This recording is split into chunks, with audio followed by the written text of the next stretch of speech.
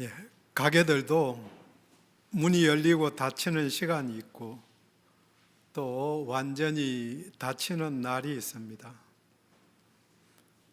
평일이어서 당연히 문이 열렸을 것으로 알고 식당을 찾아갔는데 문이 닫혀서 그냥 돌아오든지 또 아니면 다른 가게로 찾아갔던 기억들이 있으실 것입니다. 어찌하든 문이 닫히면 들어가지 못합니다. 요즘은 고속버스나 기차를 예매할 줄 모르면 정류장이나 역에 갔다가 바로 타는 차표를 구하지 못하는 경우가 많습니다. 오랜 시간 동안 기다려서 빈자리가 하나 나면 타고 가든지 아니면은 그냥 돌아올 수밖에 없는 일이 생기기도 합니다. 노인들을 위한 나라는 없다는 말들을 합니다. 아무튼 미리 예매를 하든지 해야 원하는 날과 시간에 차를 탈 수 있습니다. 노아 시대에 큰 홍수가 나서 세상을 썰어버릴 때 방주에는 노아의 가족들과 동물들이 탔습니다. 그 모습을 주위 사람들은 모두 보았을 것이지만 아무도 탈 생각을 하지 않았고 기다리는 7일 동안 그들은 비웃었을 것입니다. 하지만 40주야 비가 내리고 물에 잠겨 죽어갈 때에 아마 후회하였을 것입니다. 문이 닫히면 들어가지 못합니다. 헬렌 켈러는 말합니다. 행복의 한쪽 문이 닫히면 다른 쪽 문이 열린다. 그러나 흔히 우리는 닫혀진 문을 오랫동안 보기 때문에 우리를 위해 열려있는 문을 보지 못한다. 옳습니다. 하지만 이 말은 예측 가능한 일상에서 일어날 수 있는 희망을 말한 것일 따름입니다. 일상을 살아가면서 어려운 일 중 하나는 앞이 막혔을 때 기다리면서 문을 계속해서 두드려야 하는가, 아니면 눈을 다른 방향으로 돌려보아야 하는지 분별하는 것입니다. 그만해야 할 건지 아니면 계속해서 가야 할 건지. 제가 잘 모르는 분야이기는 하지만 군사작전을 할 때에는 또 군사작전이 아니어도 1안, 2안, 3안 이렇게 계획을 합니다. 그런데 더 중요한 것은 포기할 상황을 미리 결정해 놓는 것이라고 말합니다. 작전을 진행하다가 이런 상황이 생기면 무조건 중단하고 후퇴한다는 것입니다. 이런 계획이 없으면 계속 진행하다가 몰살할 수 있기 때문입니다. 일상을 살아가면서도 폭삭망하는 이유 중 하나가 중단해야 할 시점을 몰라서 끝까지 붙잡고 있는 것입니다. 주식을 하다가 망하는 이유이기도 합니다. 기다리면 올라갈까? 그래서 완전히 상장 폐지되어서 그냥 빈손 털면은 기분 좋게 나올 수가 있을 건데 이게 쉽지 않은 거죠. 물론 어떤 일에는 칠전팔기로 다시 일어나서 시도하고 이루는 것도 필요하지만 어떤 상황에서는 그냥 포기하는 것도 필요합니다. 문제는 우리가 정답을 모르니까 어느 때에 하다가 포기해야 하는가, 살아가면서 망했다 그런 마음들, 기다리다가 끝까지 차가 안 와서 못한 경험 혹시 있을 수 있는 줄 압니다. 어쨌든 정답을 모르니까 결국 할 수 있는 게, 결정적으로 중요한 게 기도가 필요합니다. 하나님이 인도하시는 대로 다시 시도하라고 하시면 한 번 더, 또다시 한 번 더 시도하면 되고, 연습 잘한 것이라고 말씀하시면 놓으면 됩니다. 물론 이 일들은 일상에서의 결정입니다. 일상이 아닌 비일상, 여기에는 전쟁이나 죽음, 특별히 종말과 관련해서는 접근점이 아주 달라집니다. 비일상에서는 비상탈출구가 필요하고, 종말에서는 미리 준비가 필요할 따름입니다. 그리고 그날이 오면 할 일이 즐거워하는 일밖에 없는 줄 압니다. 오늘 함께 읽은 본문은 모두 잘 아시는 열 처녀의 비유입니다. 1절에 천국은 마치 등을 들고 신랑을 맞으러 나간 열 처녀와 같다 하리니, 예수님이 하신 천국의 비유인데 24장, 25장 연결해서 종말에 대한 비유입니다. 이 열 처녀의 비유에서 이 10명은 신부의 들러리입니다. 2절, 그 중에 5은 미련하고 5은 설기 있는 자라. 시작부터 두 그룹으로 나눕니다. 미련한 사람과 설기로운 사람. 함께 읽으시며 알 수 있듯이 설교 제목과 같이 문이 닫히고, 이에 미련한 처녀들은 그 문 안에 들어가지 못하여서 결혼잔치에 참여하지 못하고, 슬기로운 처녀는 참여하게 되고 결혼잔치, 곧 천국잔치에 참여하게 됩니다. 오늘은 함께 본문을 통해서 혼인잔치에 들어가기 위해서 문이 닫히기 전에 일상에서 해야 할 일을 나누도록 하겠습니다. 종말의 그날을 대비해서 일상인 오늘 해야 할 일이지요. 첫 번째 봐야 할 것은 문 안에 들어간 슬기로운 처녀들과 들어가지 못한 미련한 처녀들, 그 두 그룹은 한 가지를 제외하면 거의 다 같았습니다. 얼마나 같은지 한번 봅니다. 3절, 4절을 보면 모두 다 어리석은 처녀도 슬기로운 처녀도 등을 가지고 있었습니다. 등은 등잔과 횃불을 뜻하는 단어인데, 그때의 결혼식을 생각하면 횃불이 더 맞는 것 같습니다. 어쨌든 등불이든 횃불이든, 그때의 결혼은 먼저 신부 집에서 정혼식이 있고 1년 정도의 기간에 신랑은 아버지 집으로 돌아가서 신부와 함께 살 거처를 마련합니다. 그 뒤에 1년 정도 지나서 단장하고 기다리고 있는 신부를 밤에 찾아가서 자기 집으로 데려와 일주일간의 결혼잔치를 하였습니다.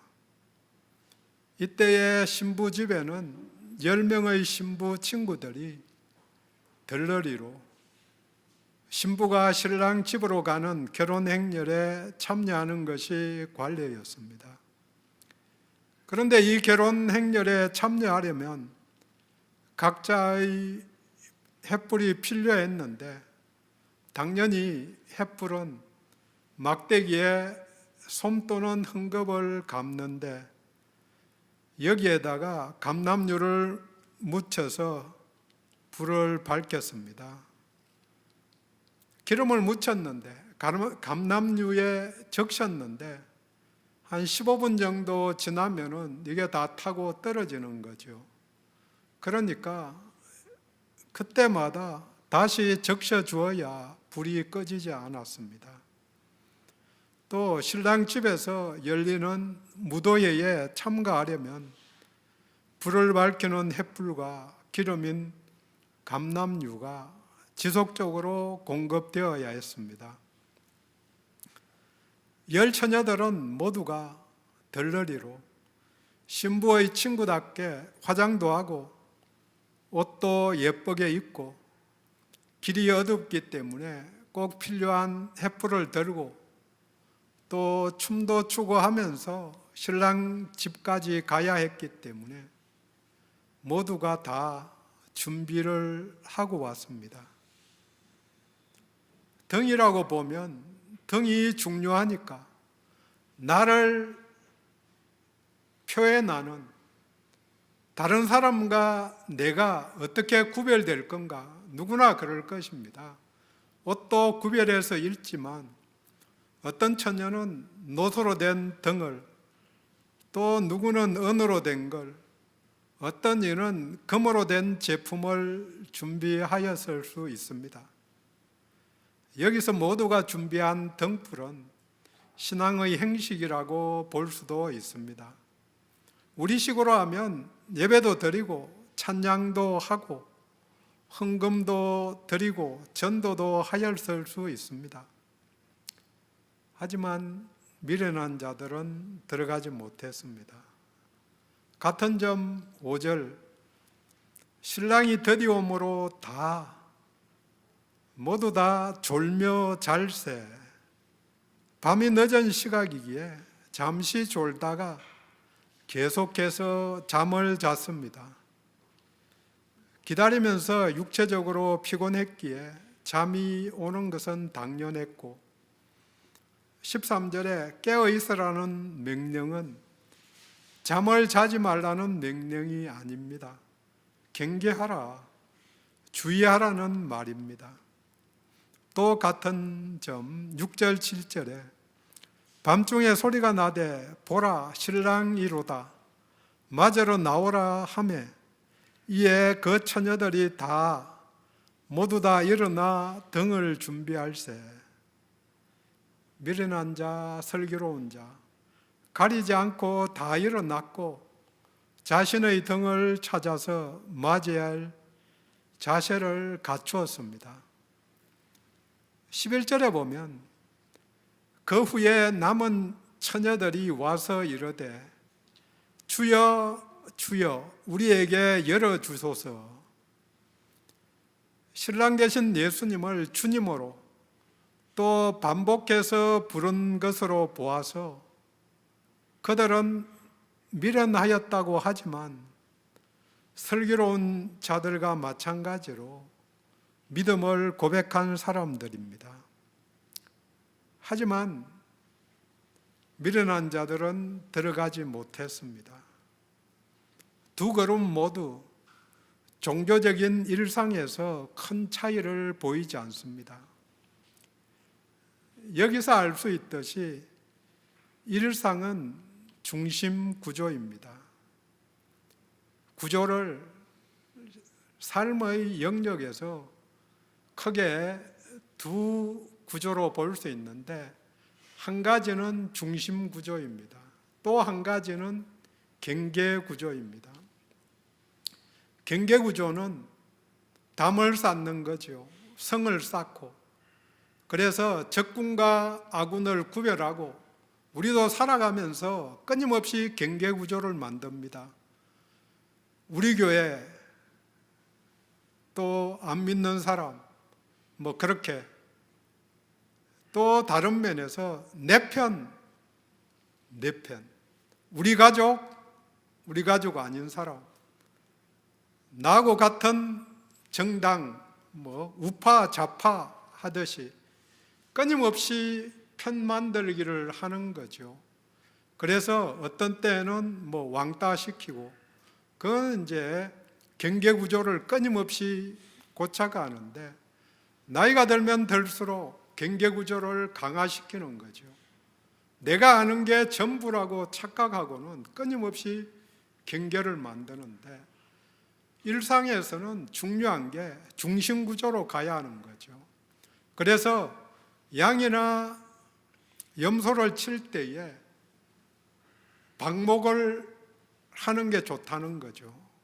그런데 방목을 하면 그들을 어떻게 불러 모으느냐? 결정적으로 중요한 게 우물이라고 이야기를 합니다. 우물, 좋은 물을 파놓으면 온다는 거죠. 물 먹으러.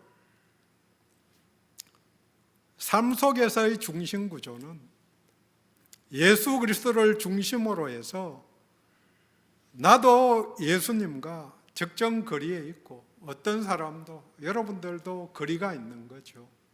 그래서 어떤 사람은 아주 멀리 떨어져 있고, 그래서 예수를 주님으로 안 부르는 사람도 있고, 그들과 같이 사는 거죠. 일상 속에서.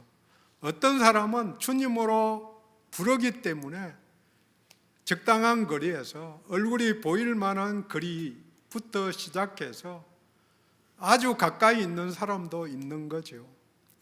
중요한 것은 옆에 사람이 멀리 있는가 이것도 봐야 되지만, 더 중요한 것은 예수를 중심으로 해서 내가 얼마나 떨어져 있는가, 이걸 봐야 되는 거죠. 모두 다 예수님께 가까이 갈 수 있는 기회가 열려 있습니다. 누가 문 안에 들어갈 자인지, 누가 구원받을 자인지 일상에서는 외형을 보아서는 알 수 없습니다. 사람들은 말합니다. 내가 구원받았다. 예수를 믿으니까 당연히 구원을 받습니다. 하지만 본문은 이야기합니다. 또 마태복음 7장 21절에서 예수님이 말씀하십니다. 나더러 주여 주여 하는 자마다 다 천국에 들어갈 게 아니다. 다만 하늘에 계신 내 아버지의 뜻대로 행하는 자라야 들어간다. 본문도 분리를 이야기하기는 합니다. 사람들은 작은 차이를 크게 보아서 평상시에도 구원받을 수 있는 사람과 받을 수 없는 사람을 구별해서 그룹을 짓고 또 내 편과 상대편을 구분하려고 하지만 본문과 같이 잘 알 수 없는 경우도 많습니다. 그래서 이단을 구별하는 게 굉장히 중요하고 필요합니다. 하지만 많은 경우에는 해당되지도 않는데 교회 내에서도 조금 다르다는 그 이유로 배척하는 거죠.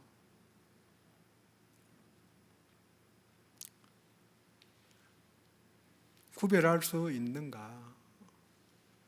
엄밀하게 잘 보면 하나님이 또 보여주시면 구별할 수 있을 수도 있지만, 대체로 우리 눈으로는 구별하기 힘듭니다.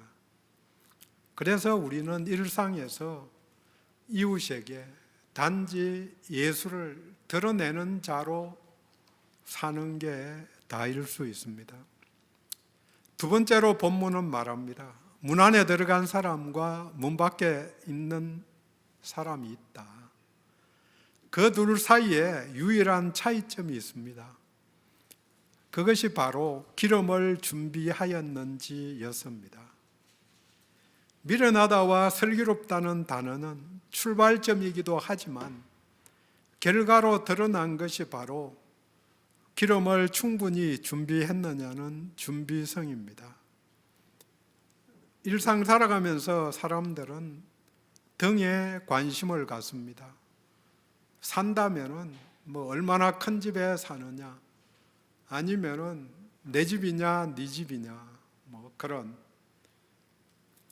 또 좀 더 들어가면은 집안에 뭐 얼마나 좋은 가구를 들여 놓았는가, 뭐 이런저런 어떤 등, 어떤 모양의 등인가, 재질이 무엇인가, 크기가 얼마나 큰가. 하지만 등의 목적을 먼저 생각해야 합니다. 등은 불을 밝히기 위한 것, 빛을 내게 하는 것이 목적입니다. 빛을 내지 못하면 쓸모없는 등, 귀찮은 물건일 수 있을 따름입니다. 이 기름을 준비하였는지 여부가 문 안에 들어갈 수 있게 만들고 또 생명을 가르는 기준입니다. 종말은 경계선을 만드는 경계 구조입니다. 철조망이나 담벽으로 막힌 경계를 등불을 켜고 당당하게 대문을 열고 들어갈 수 있는가? 아니면 기름이 없어서 나중에 문 밖에서 울면서 부러워할 것인가를 나누게 됩니다. 반복하지만 등은 기름을 담기 위한 그릇일 따름입니다. 등이라는 행식이 기름이라는 내용을 대신할 수 없습니다. 물론 행식이 중요하지요. 그게 없으면 불을 켜지 못하니까. 어쨌든 필요한 것은 당연합니다. 예배라는 행식이 하나님과의 교제라는 내용을 대신할 수는 없지요. 무엇이 귀한지를 알아야 합니다. 그들은 문 밖에서 열어달라고 주여 주여 하고 부르지만 12절에 대답합니다. 진실로 너희에게 이르노니 내가 너희를 알지 못하노라. 그들은 주님을 알았고 불렀습니다. 하지만 주님은 냉정히 모른다고 하십니다.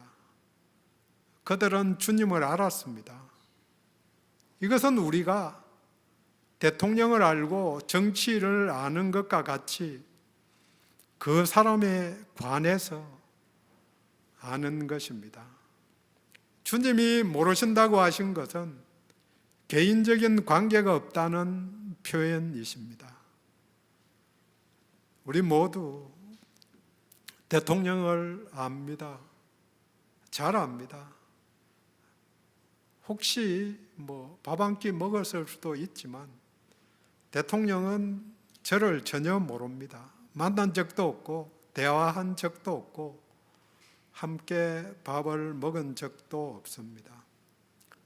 성경이 말하는 안다는 것은 부부가 서로 알듯이 아는 삶과 연결된 연합, 하나됨의 경험이 있는 삶을 이야기합니다.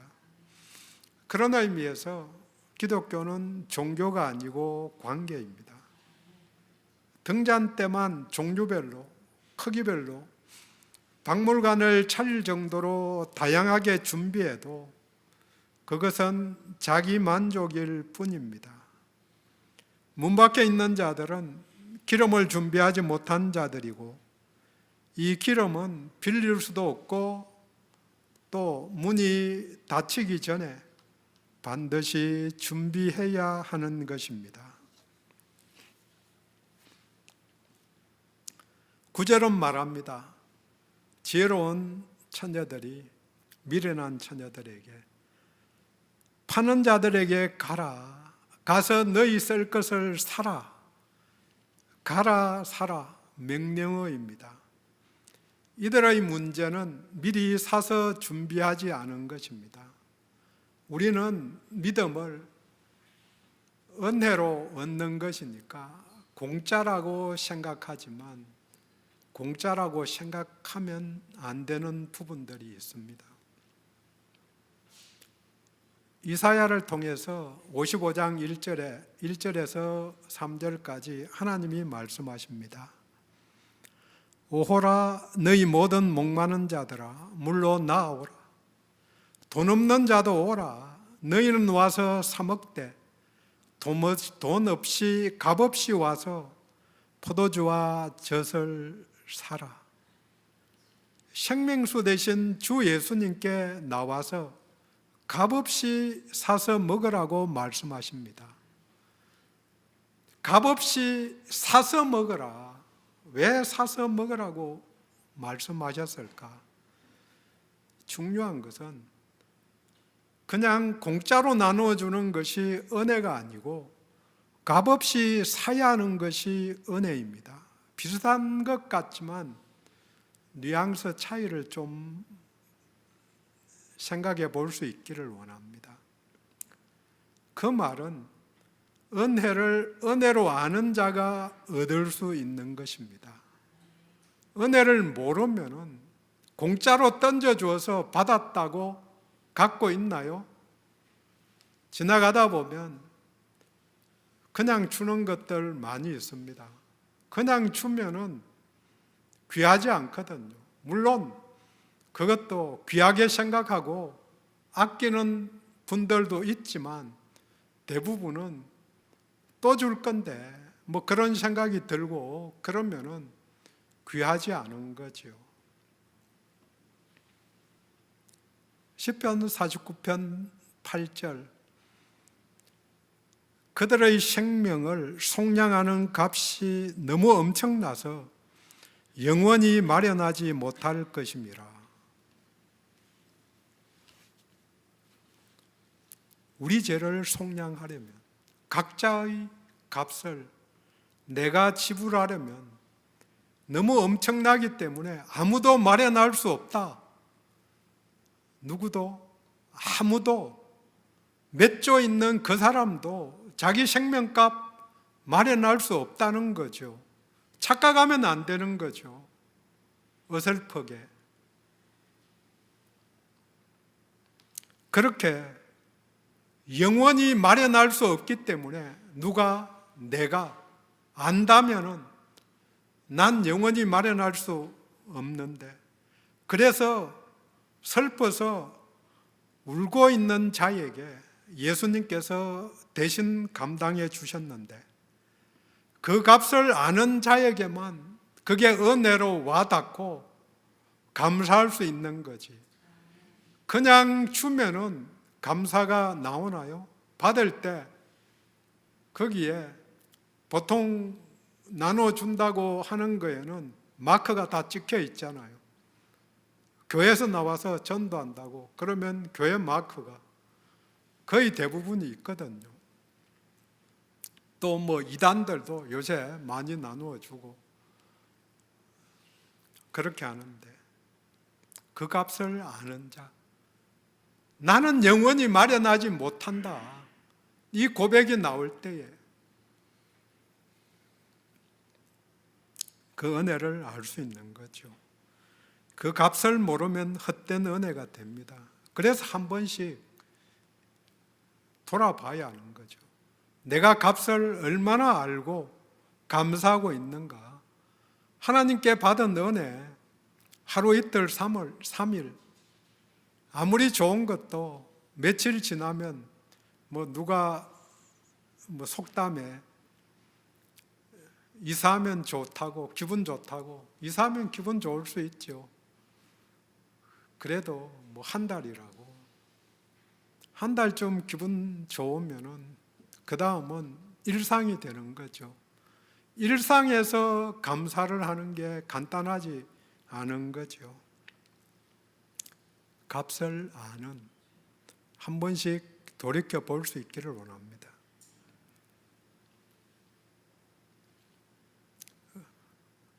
마틴 루터는 생명의 물, 생수 되신 예수님을 믿는 믿음이 본문에서의 기름이라고 풀이했습니다. 하지만 조금 더 나가서 마태복음 전체를 보면은 예수님이 하신 첫 번째 설교문이 마태복음 5장 이하의 산에서 하신 산상수훈이고 다섯 번째 하신 설교문이 24장 이하의 이것도 산에서 가르치신 종말론입니다. 그러니까 첫 번째 설교도 산에서 하시고 마지막 설교도 산에서 하셨는데 5번의 설교를 가운데에 한가운데에 13장에 천국의 비유가 13장에 나오죠.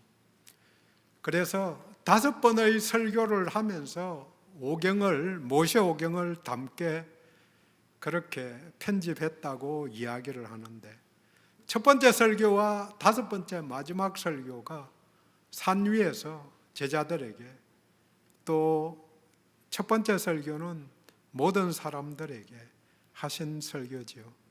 근데 그 첫 번째 설교의 내용이 행함, 실천을 강조하죠. 마지막 설교도 실천을 강조하는 메시지자, 이렇게 전체 그림 속에서 볼 수도 있습니다. 그래서 본문이 말하는 기름은 영적인 경건성을 유지하기 위한 사랑, 선한 일, 행함이라고 그렇게 보는 분들이 많이 있습니다. 저도 거기에 동의하면서 행함을 이야기 드립니다. 미련한 자들은 주님과 개인적인 교제도 없고 또 행함으로 인한 열매를 보이지도 못하였기 때문에 잔치자리에 대문 안에 들어가지 못하였습니다. 그러니까 반면 교사로서 우리들에게 도전을 합니다. 동시에 지혜 있는 자들은 적절한 준비를 한 자입니다. 그 상황에 필요한 기름을 충분히 준비했습니다. 성경이 말하는 지혜는 미래를 내다보고 이를 준비하는 능력이라고 말할 수 있습니다. 겨울이 오기 전에 월동 준비를 하고, 장마철이 오기 전에 지붕에 비가 새는지 봐야 합니다. 인생에서도 노년이 되기 전에 준비를 해야 합니다. 물론 늦었다고 생각되는 그때가 늦지 않은, 자기에게 맞는 적절한 시기이기도 합니다. 마지막 세 번째로 본문은 명령합니다. 깨어 있으라. 13절입니다. 그런즉 깨어 있으라. 너희는 그날과 그때를 알지 못하느니라. 때가, 종말의 그날이, 주님 오시는 그날이 언제인지 모르기 때문에 깨어 있어야 한다고 말씀하십니다. 그냥 평범한 일상으로만 가면 감사도 적고 내가 자기만 강조되는 그런 사람이 되기 쉽습니다. 이 기간이 기름을 준비하는 시간입니다. 여기서 너희는 제자들을 가리킵니다. 이미 나를 믿고 있는 너희들이지만 언제 내가 다시 올지 모르기에 깨어 있어야 한다.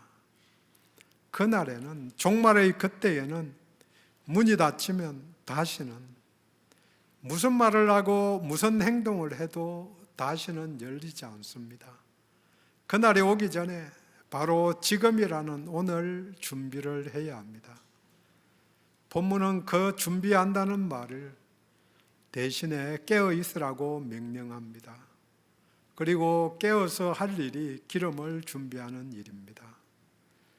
기름은 말씀대로 삶의 실천을 말합니다.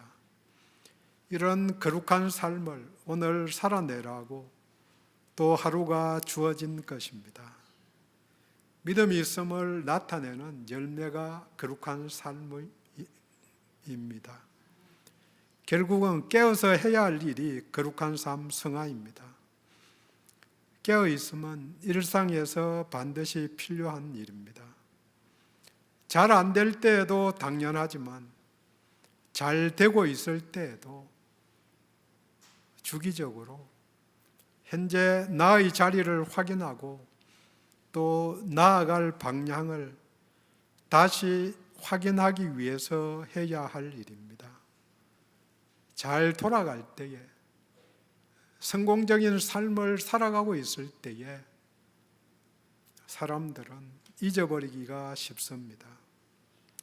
그래서 잘 살면 하나님을 잊어버리는 거죠. 건강 때문에 교회에 왔다가, 암에 걸려서 교회에 왔다가 나아서 잊어버리는 사람들 많이 봅니다. 깨어있지 않으면 타락하기 쉽습니다. 타성에 젖어 살기 쉽습니다. 타성에 젖으면 제일 먼저 하는 일이 자신이 알고 있는 일을 중심으로 일상에서 경계구조를 만들게 됩니다. 날마다 죽지 않으니까 패거리 문화를 만들고 내 편, 내 편을 만드는 것입니다. 깨어있으라는 말은 각자에게 적용되어야 합니다. 내 믿음으로, 내 삶으로 믿음이 드러나는 것이니 우리의 것이 아니기 때문입니다. 결산은 각자가 합니다. 우리 사회의 문제들 많이 있지만 그 중에 하나가 이념화입니다. 대체로 보수나 진보, 이거는 크게 문제가 안 된다고 이야기를 합니다. 그거는 성향이니까요. 울타리를 치는 파벌이 아닌데, 이념적이지 않은데 좌파와 우파가 되면 이념화된 거다, 파벌이 되었다고 이야기합니다. 종교적인 열심이 절대화된 정치적 확신이 이념인데, 그리고 절대화가 문제입니다. 절대화가 되면 무엇이든지 우상이 됩니다. 그것이 절대적으로 옳기 때문에 상대적으로 옳지 않은 것들을 악으로 보는 것입니다. 그래서 일상에서 경계구조는 내가 만든 우상일 수 있습니다. 예수님이 중요시한 하나님의 나라와 그 나라의 의만 추구하고 실천해야 합니다. 이 관점으로 깨어 있어야 합니다. 성경에서 깨어 있으라는 말이 몇 번 나올까요? 한글 성경에 꼭 10번 나오거든요. 깨어 있으라, 이 말 그대로가 정말 주님 오심과 관련해서 명령입니다. 복음서에 9번 나오고 서신서에 딱 1번 나오는데, 그런데 그 중에 2번이 주님을 기다리면서 할 일이 기도로 연결해서 말을 합니다. 복음서에 1번, 서신서에 1번. 누가복음 21장 36절에 항상 기도하며 깨어 있으라. 골로새서 4장 2절. 기도를 계속하고 기도에 감사함으로 깨어 있으라. 기도는 하나님과의 교제이며 동행입니다. 그래서 이미 하나님 나라를 경험하게 됩니다. 기도함으로. 그렇게 유지하면 당연히 천국 생활이 됩니다. 항상 기도하면 지금도 천국 생활이 되고 예수님 오셔도 천국 생활이 됩니다. 당연히 천국 입성이 되는 거죠. 기도로 깨어 있어야 합니다. 이 말씀과 연결해서 지금 진행 중인 다니엘 기도의 참여가 의미가 있습니다. 어떤 분은 1시간 설교 듣고 8시 반, 8시 반에 시작해서 8시 40분에 설교가 대부분 간증입니다. 지금까지 첫날 빼고 나머지 열흘간이 전부 다 간증인데요. 8시 40분에 시작해서 9시 40분까지 거의 1시간 간증을 하고, 실제로 진행하는 기도 시간은 10시까지 20분 해서 기도 시간이, 제목은 다니엘 기도에 해놓고 기도 시간이 너무 짧다, 20분밖에 안 한다고 그렇게 이야기하는 분도 계시는데, 더 하면 되죠. 10시부터는 찬양 나오니까. 그런데 같이 안 한다. 어쨌든 1시간, 좀 간증 듣기는 길기는 하지만 충분히 도전이 되는 내용들이었습니다. 또 어떤 면에서는 간증이 부담이 있을 수 있지만 결국 기도는 생명줄입니다. 정리합니다. 첫째로, 문 안에 들어간 슬기로운 처녀들과 들어가지 못한 미련한 처녀들 두 그룹은 한 가지를 제외하면 거의 다 같았습니다. 일상은 울타리가 없는 중심구조로 거의 다 같은 거죠. 뭐가 다른지 구별하기 쉽지 않은 거죠. 두 번째로 본문은 말합니다. 문 안에 들어간 사람과 남은 사람들이 있다. 유일한 차이점이 기름을 준비하였는지였습니다. 종말은 울타리가 있고 문을 통과해야 하는 경계 구조입니다. 기름이 있느냐 없느냐가 그 경계를 가릅니다.